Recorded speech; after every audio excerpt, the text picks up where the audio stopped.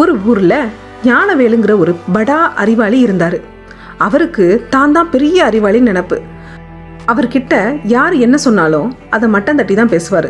தனக்கு தான் எல்லாம் தெரியுங்கிற ஒரு நினப்பு இருந்தது. ஒரு நாள் ஆற்ற கடக்கிறதுக்கு ஒரு படகுல ஏறி சவாரி பண்ணார். அப்படி போகும்போது படகோட்டிக்கிட்ட அந்த அறிவாளி கேட்டார், யோ படகோட்டி, உனக்கு குவாண்டம் ஃபிசிக்ஸ் பற்றி ஏதாவது தெரியுமா அப்படின்னு கேட்டார். அதுக்கு அந்த படகோட்டி, இல்லைங்க ஐயா, எனக்கு அதெல்லாம் எதுவும் தெரியாது அப்படின்னு சொன்னார். அந்த அறிவாளி, அடப்பாவமே, உன் வாழ்க்கையில் 25% வீணாக்கிட்டியே அப்படின்னு நக்கலாக சிரிச்சுக்கிட்டு சொன்னார். படகு கொஞ்சம் தூரம் போச்சு. திரும்பவும் படகோட்டியை பார்த்து அந்த அறிவாளி கேட்டார், யோ படகோட்டி, உனக்கு அரசியல் பங்குச்சந்தையை பற்றியாவது ஏதாவது தெரியுமா அப்படின்னு கேட்டார். அதுக்கு அந்த படகோட்டி, ஐயா சாமி, எனக்கு மீன் பிடிக்க தெரியும், படகோட்ட தெரியும், வேற எதுவும் தெரியாதுங்களே அப்படின்னு சொன்னார். உடனே அந்த அறிவாளி இருந்துக்கிட்டு, உன் வாழ்க்கையில் 50% வீணாக்கிட்டியே அப்படின்னு சொன்னார். இப்படி பேசிக்கிட்டு இருக்கும்போதே திடீர்னு மழை பெருசாக பெய்ய ஆரம்பிச்சது.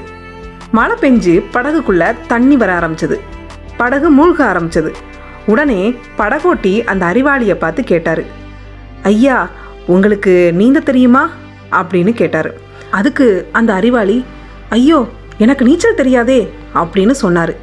உடனே படகோட்டி, உங்கள் வாழ்க்கையில் நீங்கள் 100% வீணாக்கிட்டீங்களே ஐயா அப்படின்னு சொல்லிட்டு ஆற்றுல குதித்து நீந்தி கரைக்கு போயிட்டார்.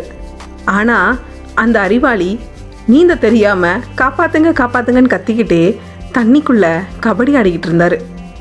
தனக்கு தான் எல்லாம் தெரியும் அப்படின்னு இந்த ஞானவேல் மாதிரி நினைக்கிற ஆளுங்க நிறைய பேர் இருக்காங்க.